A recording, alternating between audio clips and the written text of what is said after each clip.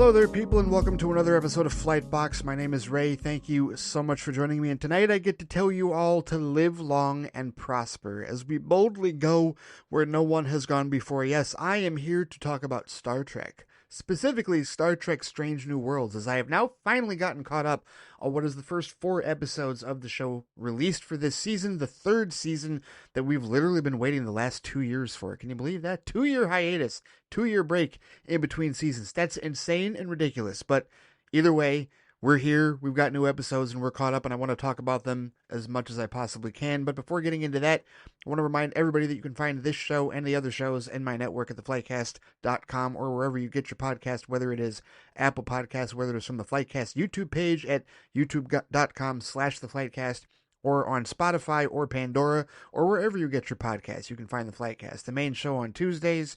This past week I talked about San Diego Comic-Con announcements, many of which had to do with Star Trek and the future of the franchise, and also my thoughts on box office and how our sensibilities and expectations need to be altered for comic book movies at the box office based on what we're seeing with Superman and Fantastic Four. That was a couple of days ago.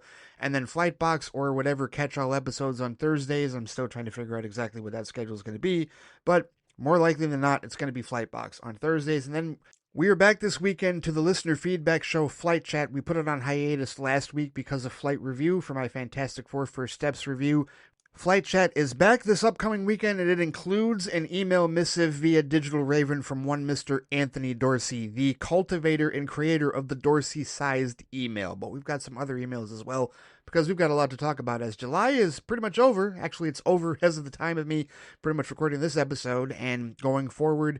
And we had a lot to talk about as far as a rather successful July for comic book fans, and certainly comic book movie fans, that is, and certainly for movie fans of Hollywood in general as far as the big budget blockbuster stuff is concerned. It was a good month for a number of us, and I'm sure our feedback will reflect that. It'll probably be another longer episode, more than likely, but stay tuned for that this upcoming weekend as well.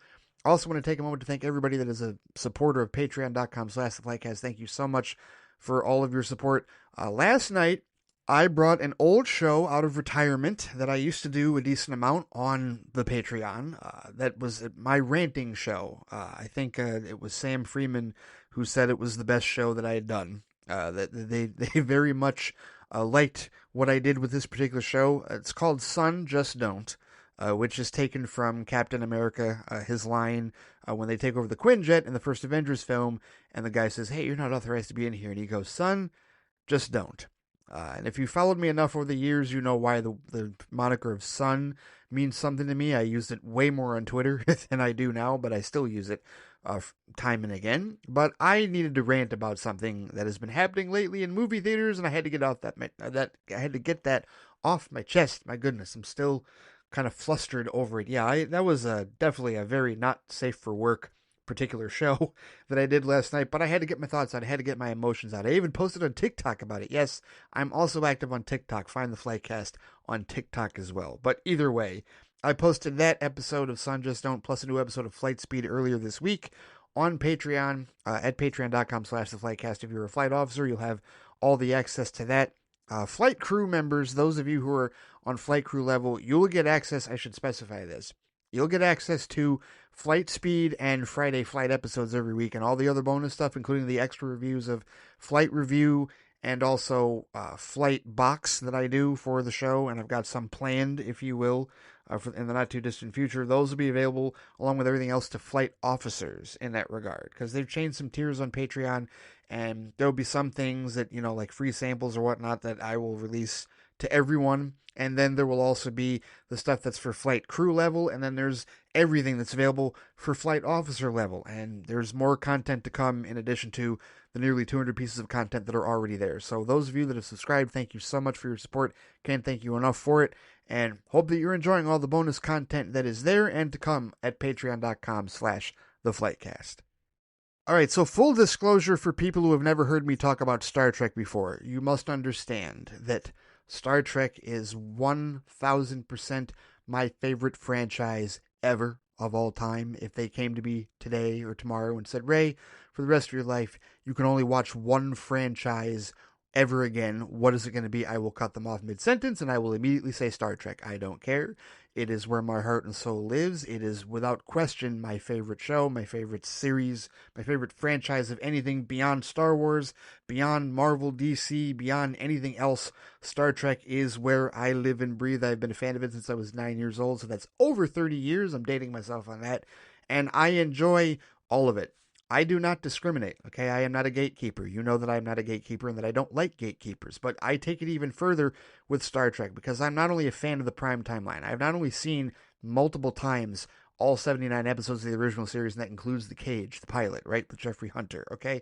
Not only have I watched all 178 episodes of Star Trek The Next Generation and all 4 of the TNG movies, not to mention all 6 of the original series movies, I've also seen all 22 episodes of Star Trek The Animated Series, the Filmation Animated Series, which, believe it or not, is referenced in some of the episodes I'm going to talk about tonight with respect to Strange New Worlds, one of the episodes in particular, if you will. But all the episodes of Deep Space Nine I've been watching religiously on Pluto TV lately, and I've come to realize that maybe Deep Space Nine might be my favorite Trek series. It may have become my favorite Trek series. And last year or so, I've been rewatching those episodes, and not that I didn't watch it live, and most certainly did, but I've gained a new appreciation for that show in my adult years, because I was still young. I was still like, when that show ended in 2000, I was like 17, 18 years old, right? So that was my formative years, my teen years is when I really got into that show, when that show was originally airing and whatnot, right?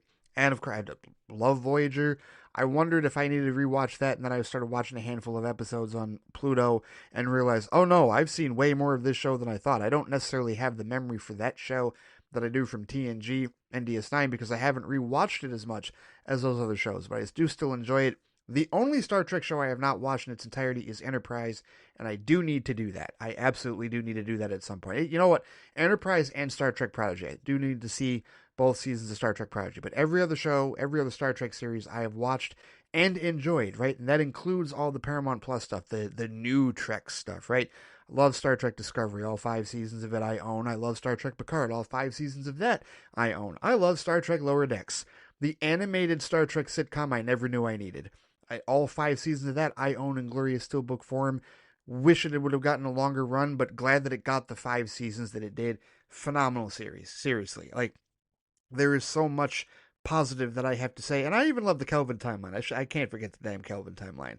All 3 of those movies phenomenal, and I don't know that they'll ever make a 4th one, but if they ever did, I'll be front and center for it because I really enjoyed what they did, the retelling of the original series that we had in those 3 movies, and I appreciated everyone, all the cast and crew that gave their heart and soul to that, and the friendships that they formed. And no, Star Trek is just my favorite franchise of all time, and I have absolutely nothing horrible to say about it. It has its highs and it has its lows, and there are certain episodes and certain movies that I don't necessarily care for. Yeah, I've got a hierarchy. I think Undiscovered Country is the best film. I think Star Trek V: The Final Frontier is the worst film by default. But I don't even hate that movie, right? I can look at it and still find the good in it and still find something that is rewatchable for me in it as a Trekkie. You know what I mean? It's just, I love this franchise more than anything else. And my knowledge of that, that's the one, if they say, as much as you may know about Marvel, DC, Star Wars, Doctor Who, whatever else, that's how much I know about Star Trek. Seriously, I am that person, with respect to franchises. That is my franchise. That is where my ultimate passion lies. So to say that, I preface all this to say that I am not coming at this as a novice of Star Trek. I'm not coming at this as somebody that doesn't understand. I am a flippin' expert on this franchise. People refuse to play any trivia games with me over the years that even remotely involve this franchise because they know there's no way. There's absolutely no way. And I've even tested myself against other Trekkies, and yeah, it's unmatched. It really is. Obviously outside of Enterprise and Prodigy, which I need to watch, but either way, as far as any of the classic stuff, as far as any of the bigger fan favorite shows, yeah, definitely. Come on. Yes, I celebrate both First Contact Day on April 5th and Star Trek Day on September 8th. April 5th is the commemoration of First Contact Day, which is April 5th, 2063, when Zefram Cochrane first tests his warp drive ship, the Phoenix, which was built out of a nuclear missile and attracts the attention of the Vulcans, who then proceed to help rebuild Earth and form it eventually into the United Federation of Planets and Starfleet and Command and all that stuff.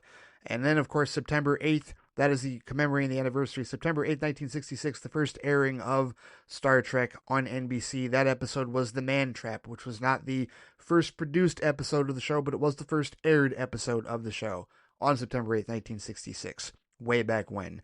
Almost 60 years ago, right? This year is the 59th anniversary of Star Trek. Next year will be the 60th. My goodness, incredible. What an outstanding franchise. And I feel the need to preface this before talking about Star Trek, just so that everybody listening knows exactly where the hell I'm coming from. So if you've got any questions, if you have any disagreements, if you have anything that you want to say with respect to that, know that you're talking to an expert here. Know that my opinions come from somebody who has been a massive fan of this franchise his entire flippin' life. Okay? That's the knowledge that I bring to the table here. And I'm about to speak on that with respect to a new Trek show, right? A show on Paramount Plus in that regard. So, without further ado, my thoughts with respect to Star Trek Strange New Worlds. This was a show that initially, before it had even become an actual concept, I wasn't clamoring for it. I was not asking for it. But in season 2 of Star Trek Discovery, when they introduced Anson Mount as Christopher Pike, and when they brought in Rebecca Romijn to play Una Chin Riley, number 1, his first officer, and of course Ethan Peck to play Spock. When they brought those characters into Discovery, I said, okay, I understand the connection to TOS and whatnot, but no, I am not clamoring. At least initially, in the first episode or so, I was not clamoring for there to be a spin-off series with these characters. And part of the reason for that is because I didn't like the people that already were, defiantly against Discovery to say, oh, we want something more traditional. We want to go back to the old days. Why can't they give us something like the original series? I don't like those people because a lot of them are gatekeepers and a lot of them are assholes. And I don't like gatekeepers and or assholes. So initially I was like, no, I don't want to make them happy. I don't want them to get what they want. I want to continue forward with Michael Burnham and Saru and everybody aboard the USS Discovery. And then as that season went on, I said, you know what? Anson Mount's a damn good Christopher Pike.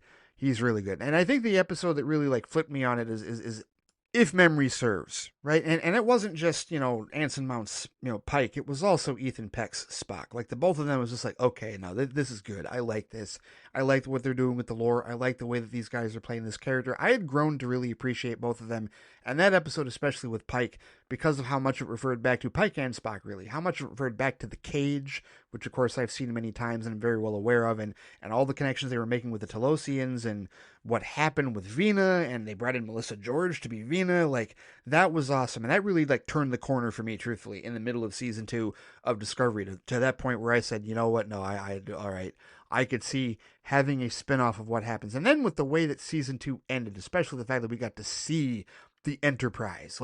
We had seen bits and pieces of the corridors and whatnot, but then they gave us the bridge and the conference room, and it was rebuilt, and it's wow, they took the old concepts from the original TOS ship, the original TOS design, and they revamped it and they modernized it, and they're okay, here it is. This is the Enterprise from the original series in modern form, how it would look today if the original series was today. And it was oh, this is fantastic. This is phenomenal. And by the time that season was over, I was okay, nope, I'll take it. Absolutely. Especially knowing that Discovery was headed 930 some odd years into the future for its following seasons.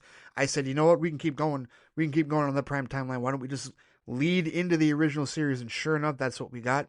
I think, if I remember correctly, the announcement, we really just found out about it during the pandemic, in the early throes of the pandemic. Remember, it was a video message from Anson Mount, Rebecca Romijn, and Ethan Peck that let us all know that they were moving forward with it. And it was the fan demand, right? It was those of us that really latched on to their versions of the characters, Pike, Una, and Spock, in season 2 of Discovery that really kind of demanded that they make this series. And I have been very pleased with it. Yes, it's gone back to the episodic roots of the original series and TNG, but you know what else? It's also had some serialized elements. It's not as serialized as Deep Space Nine or Discovery, most certainly not. But they definitely do refer back to prior, situations, prior episodes. There is some character building that happens. There are some things that occur that, are serialized in terms of character development, not necessarily in storylines, sometimes a little bit in storylines. But yeah, I have been thoroughly impressed with this show. I have enjoyed all of it, really. The first 2 seasons have been outstanding. Again, just to see these characters fleshed out further, and then, not only to see, Anson Mount do such an impeccable job with Christopher Pike, not only to see Ethan Peck do such an impeccable job with Spock, But to also see Rebecca Romaine give us more depth and information and gravitas into Una Riley, number one, who was previously played by Major Barrett Roddenberry in the Cage pilot before they made her Christine Chapel for the rest of the show, to see her delve into that and give that character some life and backstory, and for us to get emotionally involved with her storylines. Also, the amount of depth and development that they've finally given Lieutenant Uhura, right? And of course, I don't think has she been promoted yet? I don't know. She was cadet and then was promoted to ensign. I think she might still be an ensign, but either way, the fact she's aboard the Enterprise and what they've given Celia Rose Gooding to do with Uhura, that development has been outstanding, and to give that character the gravitas and the depth that we never got with Nichelle Nichols. Nichelle Nichols was the pioneer, was the blueprint, no doubt about it. But even back in the original series days and in the movies, they still didn't give her a whole lot to chew on as far as her character, and they have done so much with Celia Rose Green. They've given her so much to develop that character and enhance it and really add more lore to the character that Nichelle Nichols just so magically brought to life in the original series and in those movies for sure. And they've given us more depth on Chapel, right? And the whole Chapel Spock thing, and also involving T'Pring, right? So there's even more depth in that relationship. I still think she's awful for, what she does to him in Amok Time, but still, that's just me being an old school fan in that regard. But I've just loved the fleshing out of these other characters and the ship itself, and like seeing the adventures of the USS Enterprise before Kirk's 5-year mission begins. And then on top of that, introducing Kirk to us, right? Like giving us Paul Wesley's Kirk and knowing, okay, you know what? We're going to add bit by bit, piece by piece, crew member by crew member, and eventually we are going to move towards the original series era. And that's totally where we're at. And, this is nothing against, I love all of the new crew members like Ortegas, Erica Ortegas, played by Melissa Navia, the current helmsman of the Enterprise. She's phenomenal. I love her.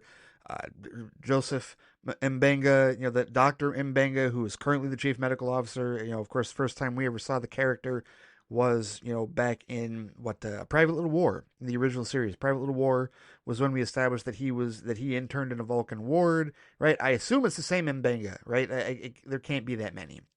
And so that was played by a different black actor back in 1967, but now we've got Babs Alosa-McCoon playing such a incredible version of this character, and just the depth and gravitas that he brings, and like some of the storylines that they've involved him in have just been outstanding. They really left no stone unturned with the development of this cast and crew, and I've enjoyed them adding elements. Right, we have Spock already, from Discovery season 2 crossing over, and then they add Uhura as a cadet. Right, and then of course, we get to know Sam Kirk, Jim's brother, a little bit beforehand, and of course, those of you who are fans of the original series like I am, you already know what happens to him, and it's tragic and it's awful, and you're not going to find out until season 1 of the original series, towards the tail end of it. But yep, we know what happens to him, and I'm just waiting for this show to eventually set him off on that path, knowing that, oh, that's going to be ominous. And a lot of new fans to Strange New Worlds, if they mention it, they're not going to know what it is, and it'll be incumbent upon us to tell them, well, it's in the original series, you just got to see it. But I've liked, seeing how they've developed him. And then, of course, they bring in Jim, they bring in James Kirk, as the, an officer aboard the Farragut, lieutenant aboard the Farragut, right? And they involve him in a good handful of episodes, so now he's gotten to know the crew of the Enterprise a bit more. And, of course, like the friendship that he immediately struck with Uhura, in that one episode, and then that ends up being how she officially introduces him to Spock, and what a great scene that was to end that episode, where they're sitting having drinks, and the first handshake between Kirk and Spock, and it's like, oh, that great friendship, that's where it started. It's awesome. And then the season finale of season 2, the two-parter, right? Of course, Star Trek, well known for two-parters, going back to TNG, certainly made it well known, starting with the Best of Both Worlds. The first two-parter officially in Star Trek was probably the Menagerie, about parts 1 and 2 in season 1 of the show, right? Which is just a retelling of The Cage, essentially, like historical tapes, if you will, and showing the finality, the final chapter of Christopher Pike, which of course is well documented in season 2 of Discovery, and Pike is well aware of it in this show, where he ends up and what his future lies for him in that regard, right? But the TNG took that to a different level with the Best of Both Worlds, and then every season finale ended in a two-parter, that would pick up in the next season, and they also did multiple two-parters in season 6 and 7, of course, right? And then, DS9 did it, Voyager did it, right? Like, it's a time-honored tradition, and so Strange New Worlds does it and leaves us hanging off a cliff for 2 years. 2 years with Hegemony Part 1, the conflict with the Gorn, which have been redesigned, and like all the difference, like the adding of the gravitas and lore to them that we have, right? And we've been waiting 2 years for this cliffhanger to get resolved because, of course, who was introduced in that cliffhanger but none other than Montgomery Scott himself as a lieutenant, played by Martin Quinn, the first Scottish actor to ever play Scotty, because, of course, famously, James Doohan was not Scottish, may he rest in peace, but he played that character, in old-timey, Americanized Scottish accent, which he kept throughout the movies and even into the episode of TNG that he was in.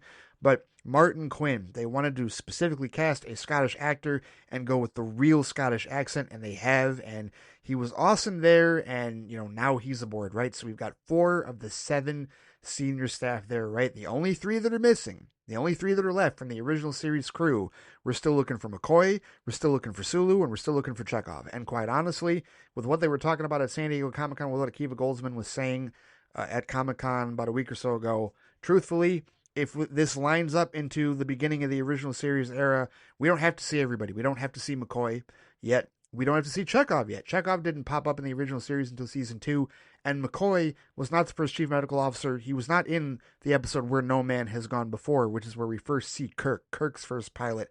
It's him, and Spock is there, and Uhura is there, and Scotty is there. And I believe Sulu's in that episode, if I'm not mistaken. I think Sulu's there.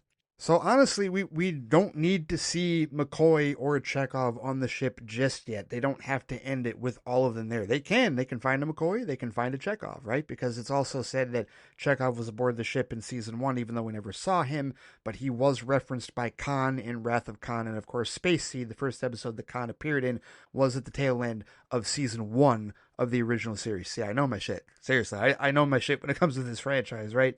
But yeah, we're building towards it, but we're still enjoying the adventures of Captain Pike and crew of the USS Enterprise prior to Kirk's 5-year mission, his stint there, and it's only a matter of time. They've even said that, they showed that in the trailers and the previews, if you will, for season 3. There's a scene where Kirk is staring at the captain's chair, and it's about, like Uhura and Scott and Spock looking to him for orders, and and Pike talking to him about the stepping into the captaincy, because he, at this point, he is not captained the ship yet, right? So it's leading all up to that, and we're going to get there at some point. And now that we know that Strange New Worlds has been capped at 5 seasons, but they just finished filming season 4 of that has wrapped, so now that's going into post-production. That's gone into post-production at this point, and they'll begin shooting season 5 pretty quick, which will be a truncated season. It'll be 6 episodes instead of 10, and that'll be the 5th and final season, and that's supposed to lead us right into the original series. So we'll see how far they go, and whether or not they do anything past that. But like I said, we'd been waiting 2 years for Star Trek Strange New Worlds Season 3 to premiere, and now that the first 4 episodes have premiered, I have got some thoughts, and here they go. High-level thoughts so far on the first 4 episodes of Season 3 of Strange New Worlds is that they're phenomenal. I mean, of course I enjoyed them, right? And it's a nice balance, right? We get a nice balance between these first 4 episodes of some more serious, heavier ones and dramatic ones and some whimsical ones, right? I mean, obviously, we got to start with, with the two-parter, like wrapping up the whole Gorn conflict with Hegemony. And, that's such a crazy scenario because, that cliffhanger not only leaves us with, colonists and Starfleet officers that have been captured by the Gorn, while they're attacking the Enterprise. It also leaves us in a scenario where Captain Battelle, the significant other of Christopher Pike, who's already got a terminal condition, like now she has been infected by the Gorn, and we already see now that the part of the Gorn redesign, part of the fleshing out of the Gorn lore, is that they're essentially like Alien, where they bite you, essentially, and they infect you, impregnate you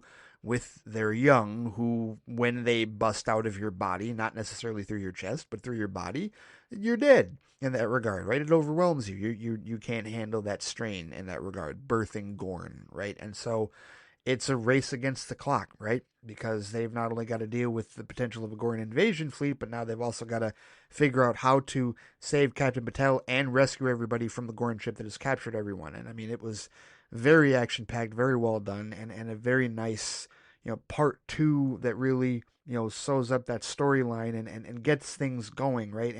And kind of in true, like, with shows like this, especially when you have a long break, whether it's the summer or whatnot, usually that first episode, when you're left on a cliffhanger, that first conclusion episode, which I did like that in Pike's narration, previously on Star Trek Strange New Worlds, and then after showing you the recap of the previous episode, he goes, and now the conclusion, which is what they had Major Barrett Roddenberry do all the time with respect to the TNG and the DS9 and also the Voyager two-parters. So like that was really cool. I like that kind of little, bringing that back, if you will. But I mean, it action-packed, and a ton of stuff goes on in that episode, with respect to them resolving the situation. The whole idea of Scotty and Pelia coming up with the, turning the Enterprise scientifically. By the way, spoiler alert, spoilers with respect to this particular show, with respect to these first 4 episodes. Spoiler alert, spoiler alert, spoiler alert. All right, here we go. So, Scotty and Pelia, Carol Kane's character, coming up with the how to trick the Gorn into hibernation by impersonating what was the star, not the star going nova, but like the celestial event that it mimicked the Enterprise that almost tore the ship apart, but it got the Gorn to go back into hibernation. And that's cool because basically they discovered that the Gorn have long periods of hibernation, but then long periods of activity, and they think they're about to enter a long period of activity, which would end in them like invading the Federation. And so this period of hibernation that they've now thrown them into completely sets the stage for the first season TOS episode Arena, because at that point the Gorn are still very unknown, and it wasn't even certain if Cestus 3 was in their territory when they established the Starfleet outpost. And so this keeps the door open for that, where they're like, yeah, we don't know much about them, and they're not going to, because now Pike and company set them off on another hibernation cycle. They're not going to pop up until much later, at the time when Kirk fights the Gorn on Cestus 3 in that historic episode from the first season. So I like how they like respected or fed into continuity in that regard, and continuity in canon is so tricky with a show like this, because you're dealing with a show that happens before the original series, before the very first series of the entire franchise. And there definitely are some events, and there's some characters, and there's some things that you have to keep an eye on, structurally speaking, in terms of where they're going to end up later in the show, since everything is canon. But also this gives you an opportunity to flesh out the dynamics and flesh out the backgrounds, right? So there's a lot about the Gorn we didn't know.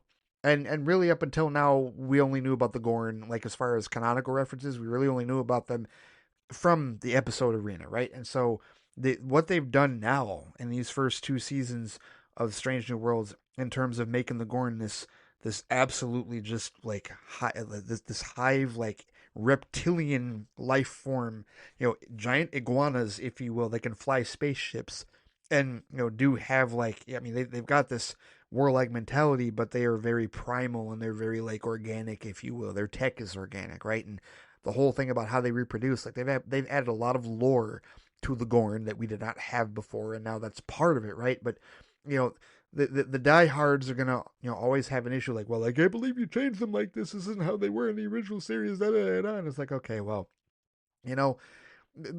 when I talk about Strange New Worlds, and this is the rule that I apply, this is just my mindset that I apply for all of Strange New Worlds. I think of it like this: the show was not made, the original series that is, was made in 1966. There were storytelling and technological limitations to what they could do back in 1966 on network television that they do not have now, nearly 60 years later. So, if the original series had been released now, Strange New Worlds is how it would look. Strange New Worlds is how it would be written. Strange New Worlds is how it would be played. And so to me, the original series is what happened, but in 1966 form, right? So there's a lot of stuff that we couldn't see the Enterprise do, that we couldn't see the crew do, a lot of stories, a lot of aliens that we could not see because they couldn't be approximated well back in the 60s. And now, watching Strange New Worlds, now we're seeing, okay, this is what the Gorn actually looked like. This is what the Enterprise actually looked like. This is how people actually were. This is how stories in the galaxy actually were put together in that regard, right? With no technical limitations in that regard. So to me, that's how I look at it. I look at the original series as, all right, that's the story of the future told in 60s form.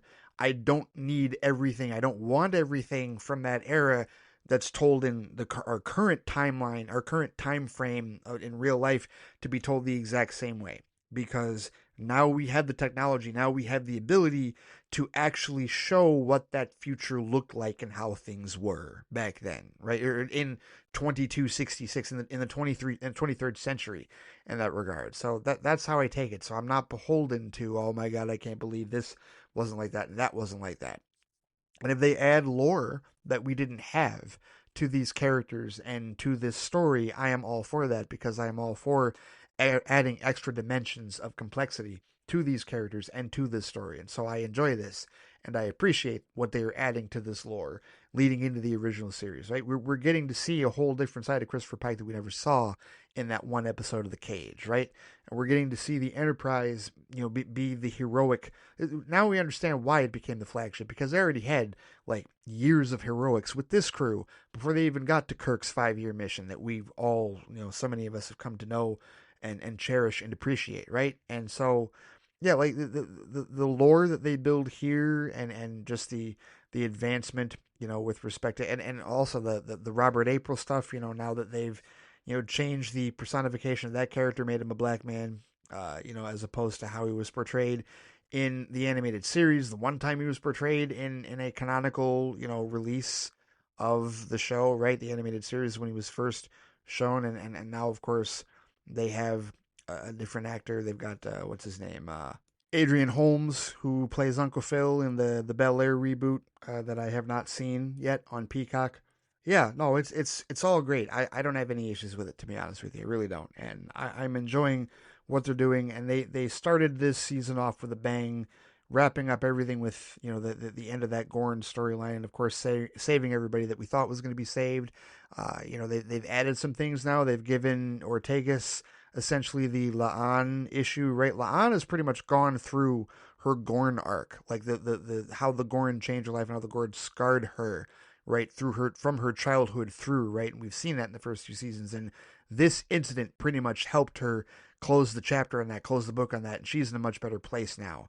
With respect to Ortega's, now she's in a very different place, and it is clearly messing with her. And we don't see that until the very next episode. And the very next episode is, one of the more whimsical episodes, Wedding Bell Blues. And I will say that, I already knew, like, I already had Rhys Darby, of course, who plays the character of Trelane, which I don't remember them saying his name in the episode, but here's the thing. Like, because it had taken me a while to get caught up, I just watched all these episodes today. I'd already heard through the grapevine that, his character had altered canon and had updated canon, and had connected and confirmed a long-held fan theory concerning an original series character. And it's always been speculated that Trelane was, in fact, a member of the Q Continuum. Trelane, his first appearance, as far as, chronologically in terms of release order, was in the first season TOS episode, The Squire of Gothos. And his powers and his abilities and his whimsical nature, of course, are reflected, they're very similar to Q powers. And Q, of course, introduced by John Delancey, first playing him in Encounter at Farpoint, the two-parter, I guess, that really, when it was originally aired, it was a 2-hour-long episode, 2-hour-long premiere of Star Trek The Next Generation back in 1987. And so it's always been speculated by fans that Trelane was essentially a younger Q and was part of the Q Continuum, but it's never been confirmed officially until now. And how did they confirm it? Well, again, I don't remember them calling him Trelane in this episode, but he essentially behaves and looks just like Trelane. He's got the mutton chops or the long sideburns rather, just like William Campbell did in the original series episode when he played Trelane. He behaves just like Trelane. He dresses a lot like Trelane, right? And of course, his powers. The one thing that kind of gives you an immediate hint that he's a Q is that he snaps his fingers, right? And Trelane didn't snap his fingers in the original series, but Q absolutely snapped his fingers a ton in the next generation to set his powers going in that regard, right? And so the whole premise of and it's a combination of things here, right? Because we learned in season 2 that Chapel was basically cutting off whatever relationship possibility she had with Spock and was going to go on that that fellowship with Dr. Roger Corby for 3 months. And of course, those of us who know Dr. Roger Corby from What Little Girls Are Made Of in season 1 of TOS were like, oh, this is a terrible idea. This isn't going to work out at all.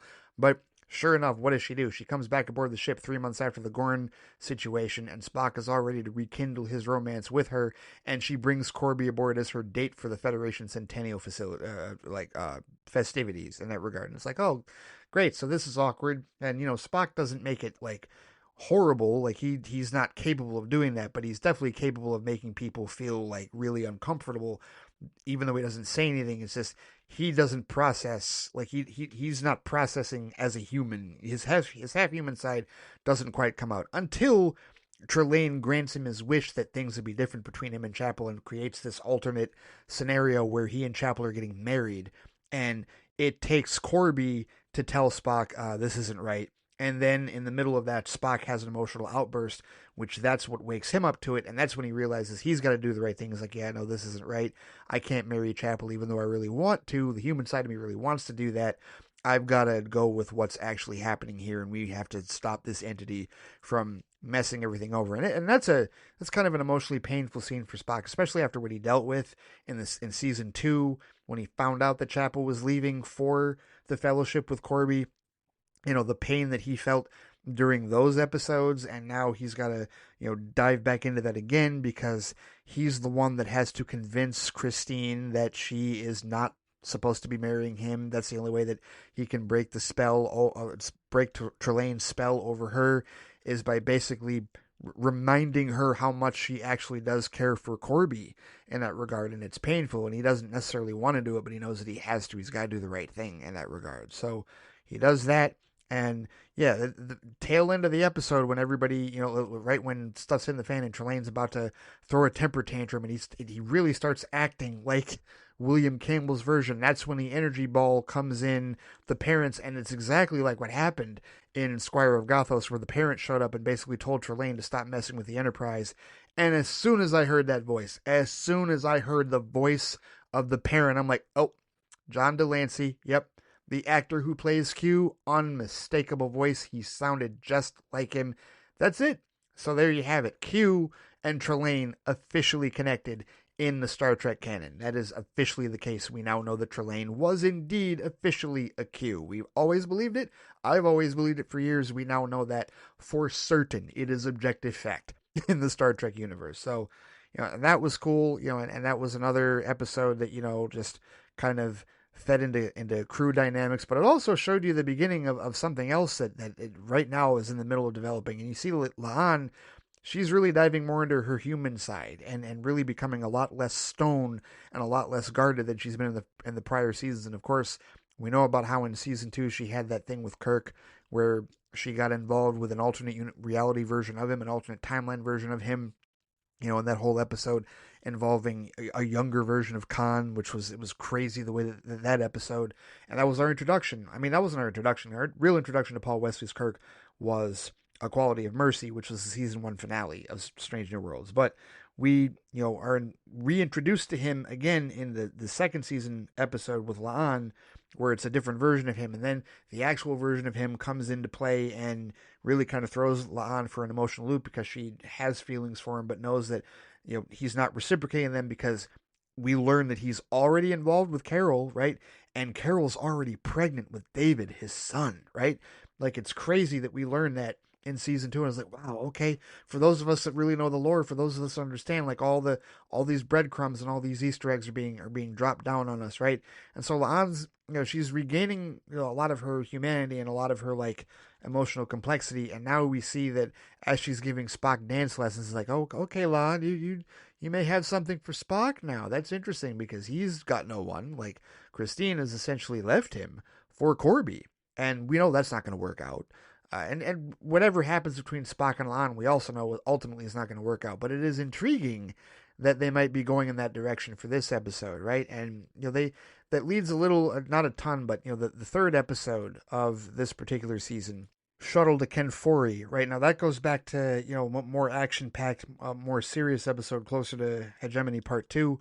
And that's a case where, Batel's, their solution to Batel's Gorn infestation problem is, unbeknownst to Pike, they have decided, Spock and Mbenga have decided, we're going to use an experimental technique to fuse her with Gorn physiology because we can't get rid of, we thought that her body, when we gave her Una's Illyrian blood, we thought it was going to, bolster her system and allow them to dissolve the Gorn remnants, but no, that isn't happening. So we've her only shot to live is if we fuse her with like Gorn like biology in that regard. And so everybody but Pike has said this, but everybody but Pike is aware of this, that is, but Patel knows about this, and so they go to this planet Kenfori, which is in this area of territory that both the Klingons and the Federation agreed to give up. That used to have a science lab on it, and it apparently has the plant that they need in order to develop this experimental treatment. And it's dangerous, and of course, it's a mission that originally Spock and Mbenga were the ones that wanted to go because they were trying to keep the knowledge away from Pike, but Pike insists that he goes, so it's him and Mbenga, and that's of course when he discovers the truth, all while they're being attacked by a combination of human and Klingon zombies who, were absorbed and, pretty much, fed upon by conditions. A virus or like some other type of organic condition that born out of that lab once it was attacked by the Klingons during the war and has created this planet full of these zombies. And of course, at the same time, you've got a thread dangling from season 2 where Mbenga killed that Klingon ambassador that, was a monster, the Butcher of Jagal, right? And Joseph at that time saw an opportunity to take him out during this ritualistic combat. He didn't have to, but he decided to, and he lied essentially about whether or not it was self-defense. He totally murdered this dude, and of course his daughter shows up as rogue Klingons, right? That Ra's daughter shows up and is like, he brought disgrace to our house. The only way that I can bring honor back is if I kill his assassin. You admit that you assassinated him, and of course Pike doesn't know this because Mbenga never admitted that he assassinated Ra, and this is the point where he goes, no, I did. I assassinated him. But instead, he does not, ritualistic combat, he legitimately defeats Ra's daughter while they're in a force field being protected by all these zombies that are trying to eat everybody alive, and he forfeits. And that leads her down the path that, those of us familiar with the lore, only I knew exactly what she was going to do. I'm like, she's going to sacrifice herself because her death at the hands of these zombies is going to be way more honorable than anything that she would deal with back home. So totally expected that to happen. That is, and even Mbenga says, like essentially have a good journey to Sto-Vo-Kor because I will know that you died honorably and you will know that you died honorably. Like he understands that honor for all of the angst, that both he and Chapel have had, serving in the Klingon War and all the tough shit that they had to do that we learned about in season 2. He still honors and respects the Klingon culture for, what it is, despite all of the hostilities and all the violence that was forced upon him during the Klingon War. And I really like how they've evolved that, how the Federation is still recovering from the Klingon War that, we weren't necessarily privy to earlier, before Discovery essentially brought that into play, in the first 2 seasons. So I like how they've dealt with that, and then of course the situation with Ortega's is devolving because now she's becoming insubordinate and, she's on edge and, to the point where she contradicts and forces Una's hand, right, with respect to, whether or not how they're going to rescue Mbenga and Pike off the planet, and basically, disobeys orders to the point where, Una sees what happens and, forced her into the plan that she wanted as opposed to the plan that Spock had originally said that was a better idea, that was a safer idea. and it leads her to be relieved of duty. And to me, I'm wondering, okay, well, I like Erica Ortegas. I like the way Melissa Navi has played this character. I really enjoyed her character. But is this the beginning of her spiral that may eventually lead to her leaving the Enterprise? Because we know that right now she's in Sulu's spot. And that's where the difficulty of like being a fan and not necessarily being a brand new fan, uninitiated, like that. And I know that there are members of this crew that are going to get replaced, that are going to get moved out, right? Like I'm wondering, like, let's say that they do decide to bring McCoy in before the series ends, right? Well, then that means that he's going to replace Mbenga as chief medical officer, and Mbenga is going to essentially take a demotion, because we know that if he is indeed the same Mbenga from A Private Little War in season 2 of TOS, which I would assume he is, he's going to take a demotion. He's not going to be chief medical officer. He's just going to remain a doctor aboard the ship in that regard. Or maybe he leaves the ship and comes back later. Maybe that's what their explanation is going to be. I don't know. But either way, like, we know that there are going to be some roles here. We know Una. At some point, Una's not going to be the first officer of the ship. Spock will be promoted to first officer with Kirk in that regard, right? So it's just knowing that you start to look at least I start to look at, like, okay, what's going to happen with Ortegas's arc? What's going to happen with Una? What's going to happen with Pike? Obviously, we know what's going to happen, right? But how are we going to move closer and closer to the end of Strange New Worlds and the beginning of the original series? And it's tough because I really enjoy this show and I really enjoy this cast. I don't necessarily want to see this cast go away, but I know where this show's headed. I know where it evolves. I know how this all ends, essentially, for them. Or at least I know where TOS begins, right? I know what the crew of the Enterprise is eventually going to become. The historical, legendary crew of the Enterprise, right? I know where that's going to come from. I know what that's going to look like. So what happens now to move toward that? Uhura's going to be there. I know she's going to be there. Spock's going to be there. I know he's going to be there. Scotty's there now. I know he's going to be there. Those three I know are going to be there, right? And Kirk is eventually going to join them full time aboard the Enterprise. I get that. I see that. It's just, how is everybody else going to evolve in that regard? But I try not to think too far ahead of that, because I really do want to enjoy this show, and we're only 4 episodes in. And speaking of that 4th episode, Space Adventure Hour, I gotta say, Space Adventure Hour is arguably the greatest tribute to Star Trek the original series I've seen in a while. That was really good. And of course, directed by Jonathan Frakes, because who the hell else was going to direct that episode? There was no one else that could have possibly directed that episode of Strange New Worlds than Jonathan Frakes. It had to be him. He had to be the one to direct an episode that was going to be a love letter to the original series, a love letter to the original concept of Star Trek. And it's so awesome because, you know, the whole premise of the episode is that La'an is supposed to be testing a holodeck, right? But I love that Pike originally calls it the recreation room, and here's why. Because for people who don't know this, the holodeck, which of course is a mainstay of Star Trek from TNG on, right, wasn't used in the original series. However, it did exist on that Enterprise. It was introduced in Star Trek the Animated Series. There was an episode called The Practical Joker, where the Enterprise goes through a nebula trying to evade the Romulans, and when it comes out of the nebula, there's all sorts of malfunctions, and the crew basically gets a whimsical side of it, a whimsical mind of its own, and starts playing practical jokes on the crew. And some of them, I think notably McCoy, Uhura, and Sulu, escape into what is called the Rec Room to hide from it. And the Rec Room is a holodeck.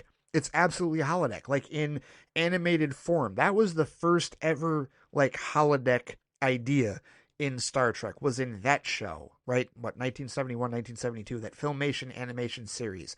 That's really what introduced the holodeck. And I love how in this scene, Pike first calls it the recreation room, and then Una says holodeck for short, right? So for those of us, in present day who know what a holodeck is, we've seen holodeck malfunction episodes multiple times. It's no, this is the holodeck. But I love that there was that nod, Pike calling it the recreation room for Rec Room, just to remind people in the lore, hey, no, this is what it was on the Enterprise, right? So that room has been there, and clearly at some point they recommissioned it later, but because of what happened in this episode, they decide not to, because in the middle of the Enterprise observing this, what was it, pulsar or whatever celestial entity, whatever celestial body that was going on, and they were trying to, while that mission was happening, they had La'an put the holodeck through its paces, and it essentially did the same thing that Geordi did in Elementary Dear Data, where she asked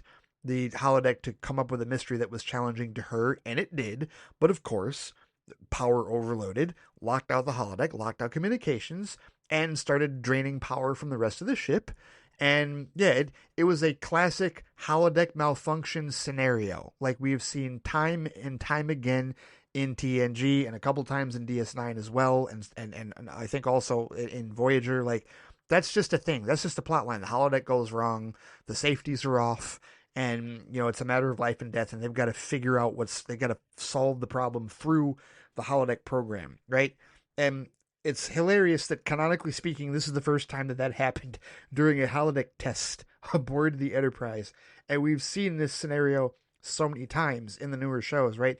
But Space Adventure Hour, I love the way that the show opened, because there's the Last Frontier, which is an old 60s style TV series that fictionally was created in the murder mystery that the holodeck created for her, based off of the Amelia Moon series, the Amelia Moon like novel series from the 20th century.